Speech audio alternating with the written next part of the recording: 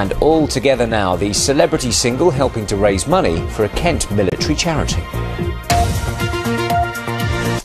All Together Now was a massive hit for The Farm when it was first released back in 1990. It went on to become a football anthem during Euro 2004, and now it's been re-recorded again. Yeah, this time it's by a host of music stars to mark the 100th anniversary of the Christmas Day truce during World War I.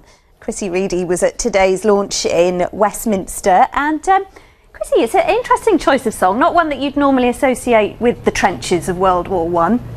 Not really, Polly. I think that's because it's always been seen as a feel-good anthem. Over the years it's been associated with football, and when you actually tell people, they're really very surprised. The lyrics, when you listen closely, are in fact very sombre indeed. So it seems quite fitting that it's been re-recorded and released on the centenary year since World War I.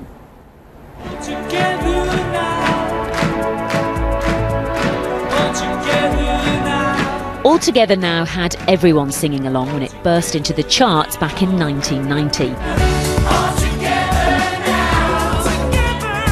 Now in the centenary year of the First World War, it's been re-recorded to mark the real story behind the song, the Christmas Day truce in the trenches. I thought this was one of the greatest stories, and the Christmas truce to me symbolises humanity versus it transcended the horrors of the First World War, and I thought it's just a remarkable story where people came together, exchanged gifts, and in some instances played football.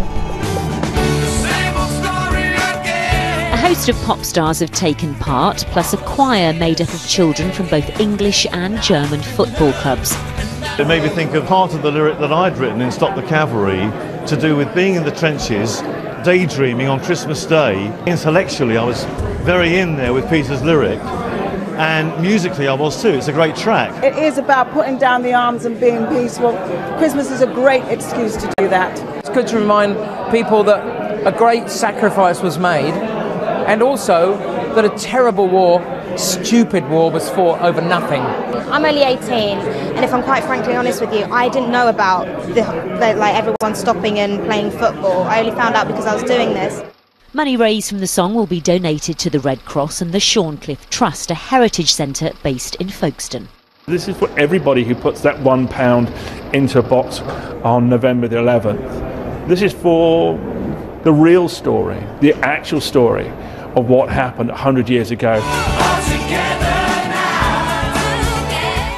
You've probably heard the song hundreds of times, but next time you hear it, remember this is an anthem dedicated to the acts of humanity shown by soldiers during warfare. So the big question is, will it make the Christmas #1 slot? Lots of the pop stars gathered today, raising awareness and wanting to introduce it to a new generation. And of course it is all about keeping the memory of these servicemen alive. Thanks, Chrissy.